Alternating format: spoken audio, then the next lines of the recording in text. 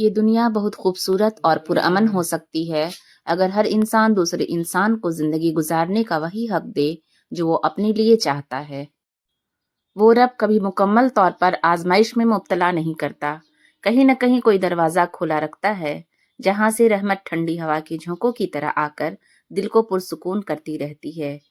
کوئی نہ کوئی آسانی تو مشکل کے ساتھ موجود رہتی ہے۔ اس ملک میں ایماندار صرف پان والا ہی رہ گیا جو پوچھ کر کہتا ہے کتنا چونا لگا دوں۔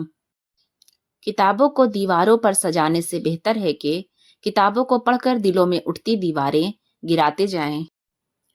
گزرے ہوئے کل کا افسوس اور آنے والے کل کی پریشانی ہمارے آج کو بھی خراب کر دیتی ہے۔ زندگی کو اتنا زیادہ سنجیدہ لینے کی ضرورت نہیں ہے، یہاں سے زندہ بچ کر کوئی نہیں گیا۔ دنیا میں اگر کسی چیز کو پہلی فرصت میں رکھنا ضروری ہے تو وہ آپ کا ذہنی سکون ہے، باقی سب چیزیں عارضی ہیں۔ پیسہ وہ صابن ہے جو آج کے زمانے میں ہر قسم کے داغ صاف کر لیتا ہے۔ جن کے پاس زیادہ ہے ان کے عیب زمانے والوں کو اسٹائل لگتے ہیں۔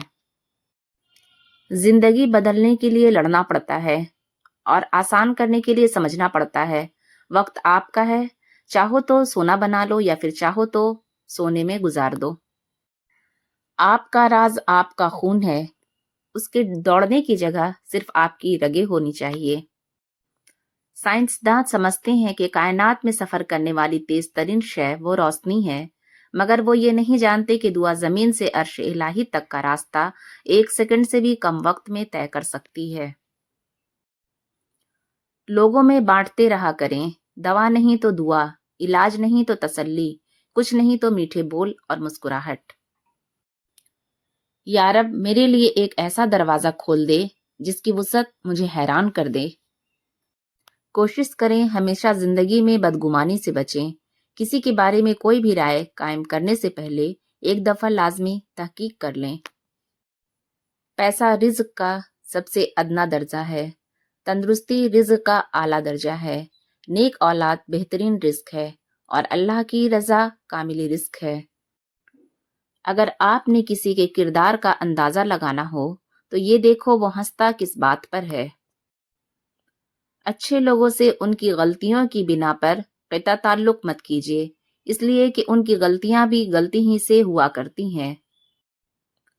اصلاح کے 100 الفاظ سے زیادہ تجربے کی ایک ٹھوکر انسان کو مضبوط بنا دیتی ہے، کیونکہ کچھ باتیں سمجھانے پر نہیں بلکہ خود پر بیت جانے کے بعد ہی سمجھ میں آتی ہے۔ ڈاکٹر اسرار احمد کی تحریر، یہ ذرائع ابلاغ، یہ میڈیا کیا ہے؟ انسان کو اتنا مگن کر دو کہ اسے کبھی یہ خیال ہی نہ آئے، وہ کبھی یہ سوچ ہی نہ سکے کہ میں کون ہوں، کہاں سے آیا۔ ذہنی سکون چاہیے تو ہمیشہ اس شخص کا انتخاب کریں جو آپ کو اپنے رویے سے سمجھائے کہ آپ کتنے اہم ہیں۔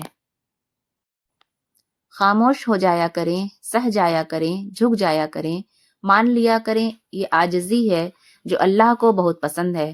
بندہ جب با اختیار ہوتے ہوئے خاموش ہو جاتا ہے تو اللہ کی نظر میں معتبر ہو جاتا ہے۔ حضرت علی رضی اللہ عنہ نے فرمایا، جب دعا کرتے وقت تمہاری آنکھوں سے آنسو آنے لگیں تو سمجھ جانا تمہاری دعا بارگاہ الہی میں قبول ہو چکی ہے۔